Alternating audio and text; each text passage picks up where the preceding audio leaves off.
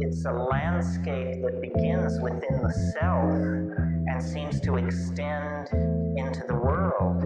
I mean, one of the very puzzling things about the psychedelic experience is that it argues that we are not atomic individuals running around in some kind of society, but that if you actually drain the psychic water away, you'll discover that we're all connected at the roots, that it isn't a journey to another world, it's a journey inward to a world that is already present and there. The astonishing thing is how alienated we are from our own interior, from the interior world, to the point where we can hardly recognize it. I mean, I've talked a lot about the alien nature of the psychedelic experience and how it seems to be mappable over something as radical as the UFO experience. This is because we truly do not know who we are. The past 10,000 years have been so disempowering to us. We are really like the children of a dysfunctional relationship. We don't know where we've come from. It's very hard for us to emotionally connect with the consequences of what we're doing. I mean, that really horrifies me, that this is a society that loots the future. I mean, the symbol of that is devouring of children.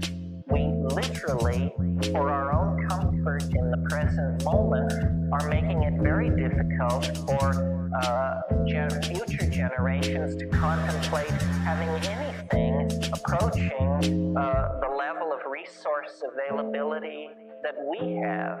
And this kind of situation could not be tolerated if we had not gone through a tremendous series of traumatic, emotionally disemboweling experiences. You know, the Native Americans have a litmus test for all activity.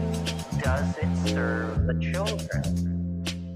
And so much of what we do is so anti-future that it's almost as though the fundamentalist position exists to permit the destruction of the environment. I mean, this was perfectly encapsulated by this clown James Watt, who was Secretary of the Interior and said, we don't need to expand the national parks because Jesus is coming. I mean, this is a mentality so against the grain of the obvious that it has to be looked upon as pathological. Another question, here in the corner. How are you? I've known you for a long time, but you know that the Roy's not here. And I guess I got a preface this remark and saying that I got a $50,000 education in 3 weeks college degrees in psychology, but I've never learned anything like I've learned from listening to Roy's show.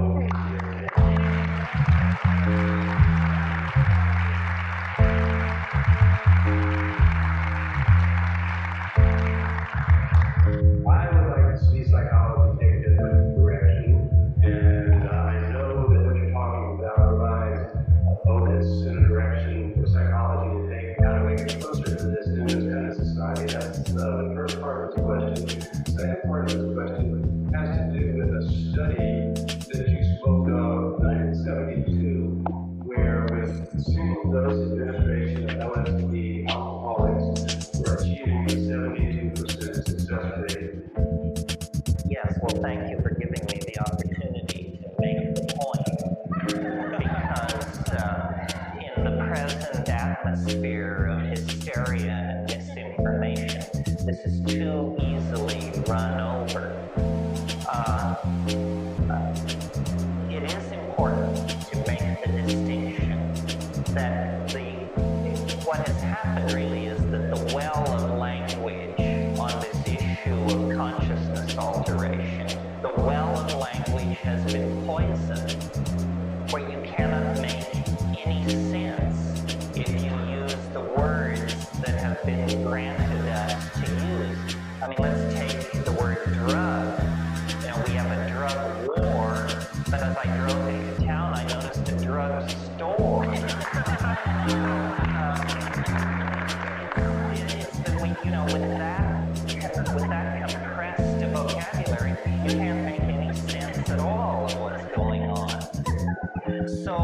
what we have to do is make an operational argument about drugs. Say, what is it that society finds offensive about drug abuse? And then what does that have to do with psychedelics? Well, my own analysis of this is that what is offensive about drug abuse is a unconscious, repetitious, and demonstrably destructive pattern of behavior. And whenever you see someone behaving that way, everyone feels repulsed and brought down. And in fact, severe drug addictions are like this. But as a matter of record, this is what psychedelics make absolutely impossible. Number one, the notion of unexamined behavior. How can you have unexamined behavior if you take psychedelics? It holds you up into a blast furnace of self-reflection. It does not promote repetitious drug use. I mean, I consider myself a great fan of psilocybin, and if I can screw my courage to the sticking point a couple of times a year, I'm doing all right. I know someone who says DMT is their favorite substance. And when I asked them when was the last time you did it, they said 1968. And it lasted 3 minutes. This is not a pattern of drug abuse, you see. So it's a matter of educating the public.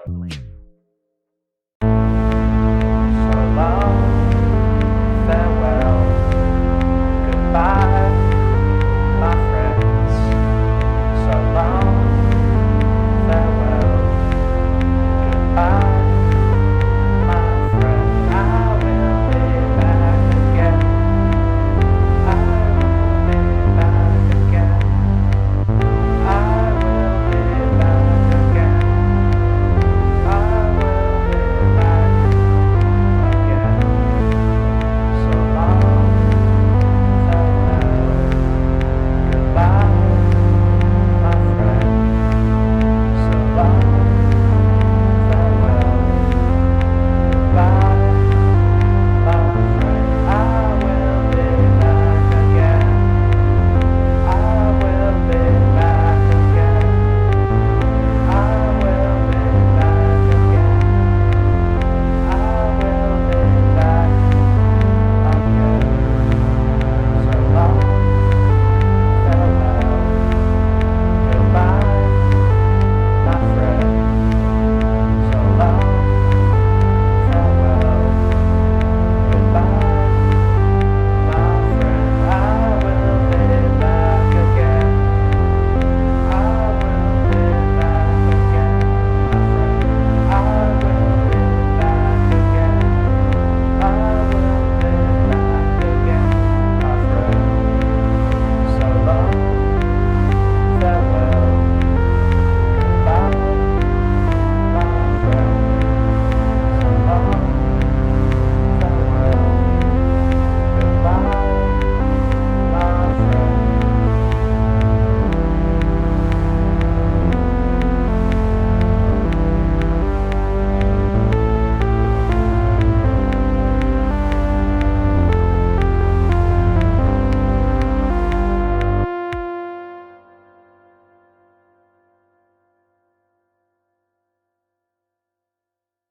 But you just barely can see them.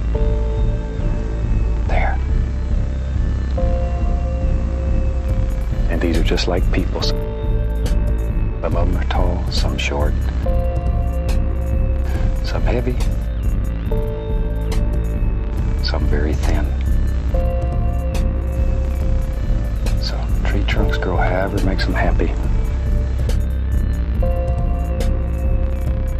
So don't be afraid to experiment and put in all kinds of weird ones.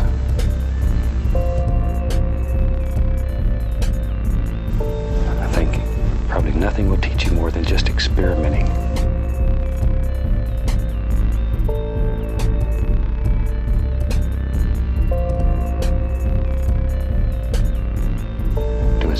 different things as you have the nerve to do.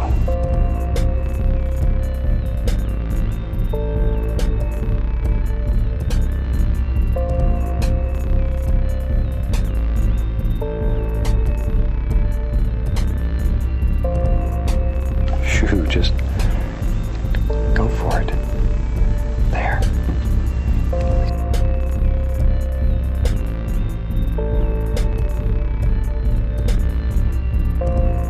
Sometimes you learn more from mistakes than you do from trying so hard.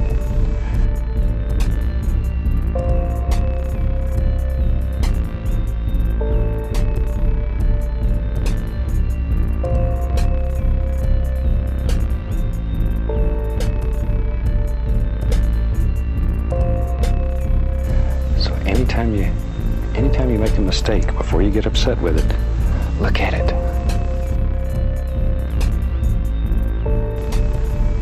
Sometimes those mistakes turn into be the best learning devices we have.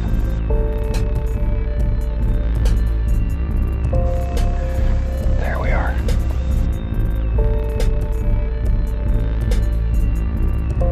I get letters from people who say they're just not satisfied with what they're doing. That their paintings they're just not coming out the way they want them. And I think if there's a secret to human nature, it's the fact that we aren't satisfied. We're never satisfied. I hope you're absolutely plagued with dissatisfaction through your whole life. Because if you are, you'll always strive to do better. And over I tell my students, if you ever do a painting you're completely satisfied with, you might as well quit. Because you have nowhere else to go. There. The next one that I do is going to be my masterpiece. Probably won't be this one, but the next one.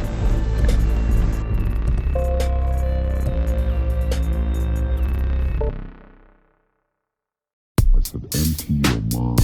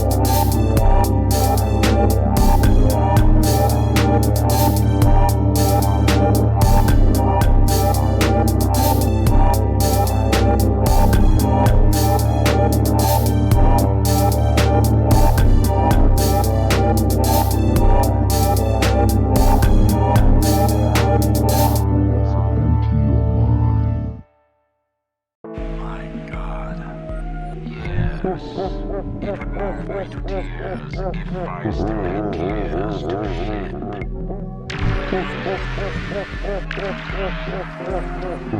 Clean, uncompromising, and cold, like the swift hand of vengeance. I am beyond emotions. They've been frozen dead in me.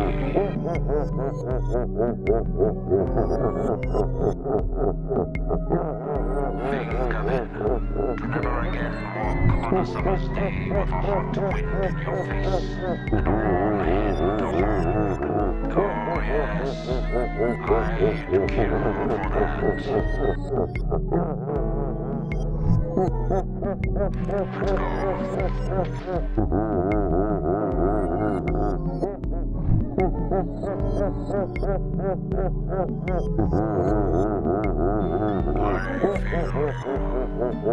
I wish there were another way for me to say it.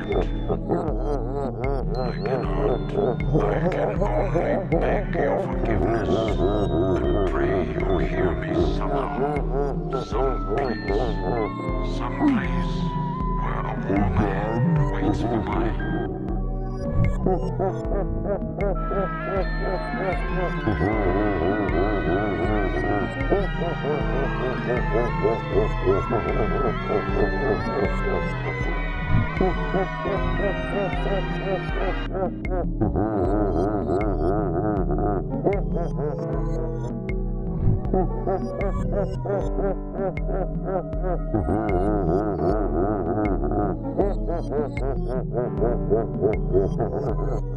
It's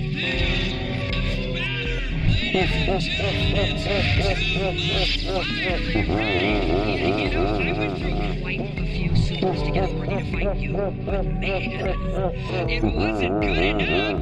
After you chose the last ride to make some major modifications, sure, it was difficult, but you are worth it. I mean, after all, I am your biggest fan.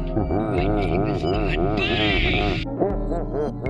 I only wanted to help, and what did you say to me? But I learned an important lesson.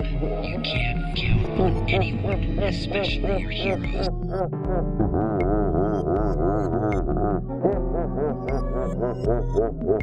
Respect me, because I'm a threat. That's the way it works.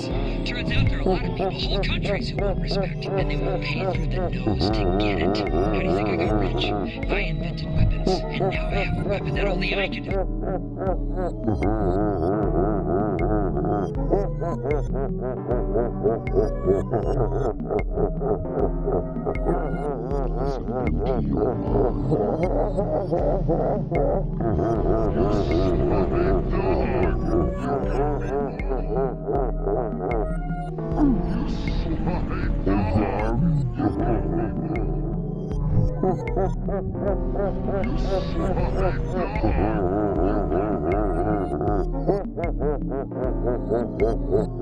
You still think of yourself Chinese, or do you ever think of yourself as...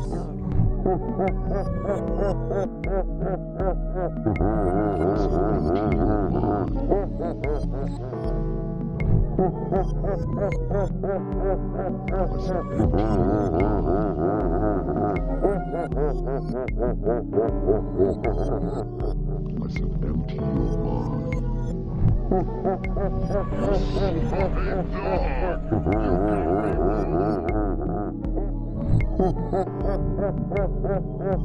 You still think of yourself Chinese, or do you ever think of yourself as North American?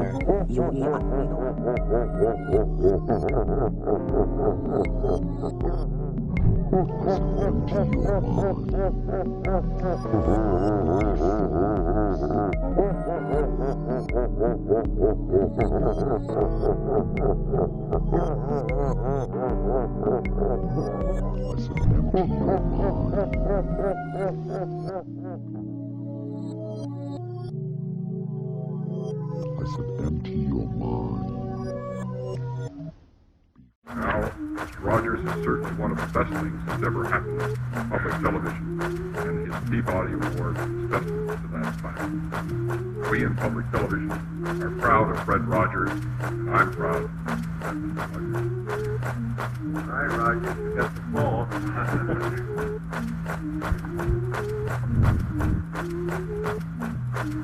Senator Pastori, this is a philosophical statement and would take about 10 minutes to read, so I'll not do that.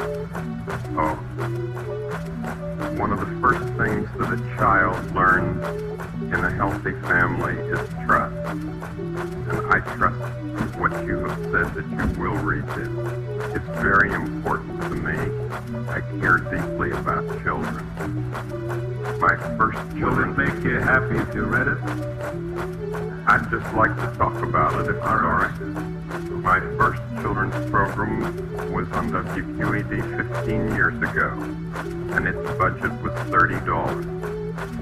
Now, with the help of the Sears Roebuck Foundation and National Educational Television, as well as all of the affiliated stations, each station pays to show our program. It's a unique kind of funding in educational television.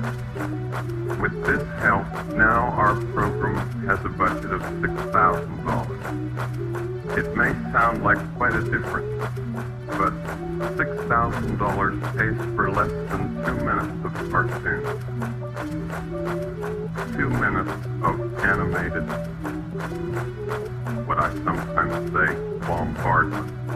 I'm very much concerned, as I know you are, about what's being delivered to our children in this country. And I've worked in the field of child development for 6 years now, trying to understand the inner needs of children. We deal with such things as the inner drama of childhood. We don't have to bop somebody over the head to make him to make drama on the screen. We deal with such things as getting a haircut, or the feelings about brothers and sisters, and the kind of anger that arises in simple family situations. And we speak to it constructively. How long the program is? It's a half hour every day. Most channels schedule it in the noontime as well as in the evening. So WETA here has scheduled it in the late afternoon. Could we get a copy of this? Maybe not today, but I'd like to see the program. I'd like very much for you I'd like to see the program itself, or any one of them. We made 100 programs for EEN, the Eastern Educational Network, and then when the money ran out, people in Boston and Pittsburgh and Chicago all came to the fore and said, we've got to have more of this neighborhood expression of care. And this is what I give. I give an expression of care every day to each child to help him realize that he is unique. I end the program by saying, you've made this day a special day by just your being you. There's no person in the whole world like you, and I like you just the way you are. And I feel that if we in public television can only make it clear that feelings are mentionable and manageable, we will have done a great service for mental health. I think that it's much more dramatic that 2 men could be working out their feelings of anger. Much more dramatic than showing something of gunfight. I'm constantly concerned about what our children are seeing. And for 15 years I have tried in this country and Canada to present what I feel is a meaningful expression of care. You narrate it? I'm the host, yes. And I do all the puppets, and I write all the music, and I write all the scripts. Well, I'm supposed to be a pretty tough guy, and this is the first time I've had goosebumps in the last 2 days. Well, I'm grateful, not only for your goosebumps, but for your interest in our kind of communication. But I tell you the words of one of the songs which I feel is very important here. This has to do with that good feeling of control, which I feel that children need to know it's there. And it starts out, what do you do with the mad that you feel? And that first line came straight from a child. I work with children, doing up in very personal communication with small groups. What do you do with the mad that you feel? When you feel so mad you could bite. When the whole wide world seems oh so wrong, and nothing you do seems very right. What do you do? Do you punch a bag? Do you pound some clay or some dough? Do you round up friends for a game of tag or see how fast you go? It's great to be able to stop when you plan the thing that's wrong and be able to do something else instead and think this song. I can stop when I want to, can stop when I wish, can stop anytime. And what a good feeling to feel like this and know that the feeling is really mine. Know that there's something deep inside that helps us become what we can. For a girl can be someday a lady, and a boy can be someday a man. I think it's one. Looks like you're just down to 20 million now.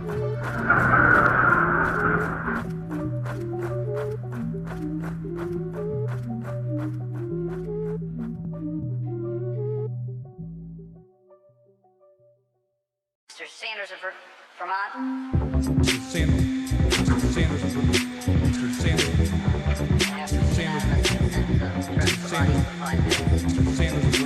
Vermont. Without objection. Mr. Speaker, we should make no mistake about it. Today is a tragic day for humanity, for the people of Iraq, for the people of the United States, and for the United Nations as an institution. It is also a tragic day for the future of our planet and for the children. 30,000 of whom in the third world will starve to death today while we spend billions to wage this war. And 25% of whom live in poverty in our own country because we apparently lack the funds to provide them in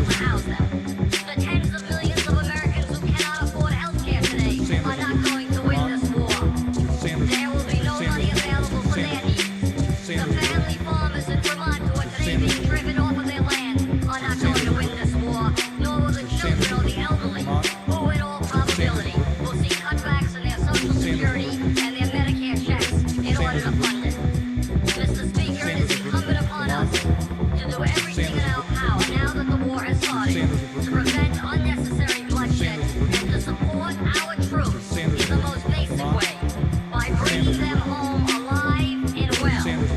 I urge my fellow members to ask the President to stop the bombing immediately and request that the Secretary General of the United Nations go to Iraq to begin immediate negotiations for the withdrawal of Iraq from Kuwait and the cessation of the war. Let us do everything in our power to stop unnecessary bloodshed. Thank you. The gentleman's time has expired. Under a previous order of the House, the following members recognized for 5 minutes: Mr. Gonzalez from Texas, Mr. Annunzio from Illinois, Mr. Gray from Pennsylvania.